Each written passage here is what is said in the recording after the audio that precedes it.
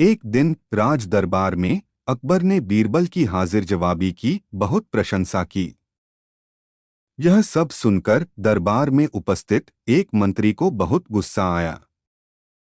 उसने अकबर से कहा, महाराज, यदि बीरबल मेरे 3 सवालों का उत्तर सही से दे देता है तो मैं उसकी बुद्धिमत्ता को स्वीकार कर लूंगा, और यदि सही उत्तर नहीं दे सकते तो यह साबित हो जाएगा कि बीरबल बुद्धिमान नहीं है।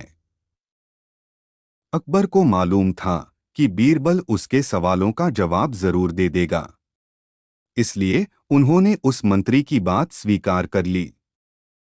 उस मंत्री के 3 सवाल थे। पहला सवाल, आकाश में कितने तारे हैं? दूसरा सवाल, धरती का केंद्र कहाँ है? और तीसरा सवाल, सारे संसार में कितने स्त्री और कितने पुरुष हैं? अकबर ने फौरन बीरबल से इन 3 सवालों के जवाब देने के लिए कहा और शर्त रखी कि यदि वह इनका उत्तर नहीं जानता है तो मुख्य सलाहकार का पद छोड़ने के लिए तैयार रहे।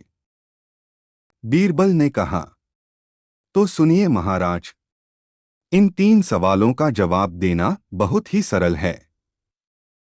बीरबल ने एक भेड़ मंगवाई और कहा, जितने बाल इस भेड़ के शरीर पर हैं, आकाश में उतने ही तारे हैं।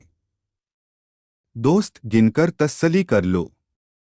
बीरबल ने मंत्री की तरफ मुस्कुराते हुए कहा। इस बार बीरबल ने जमीन पर कुछ लकीरें खींची और कुछ हिसाब लगाया।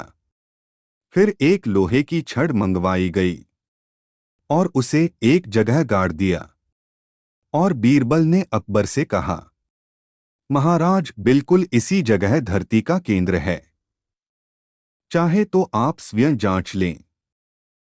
महाराज अकबर बोले, ठीक है।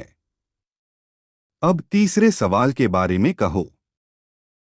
अब बीरबल बोले, हे महाराज, तीसरे सवाल का जवाब देना बहुत ही मुश्किल है, क्योंकि इस दुनिया में कुछ लोग ऐसे हैं जो ना तो स्त्री की श्रेणी में आते हैं और ना ही पुरुषों की श्रेणी में।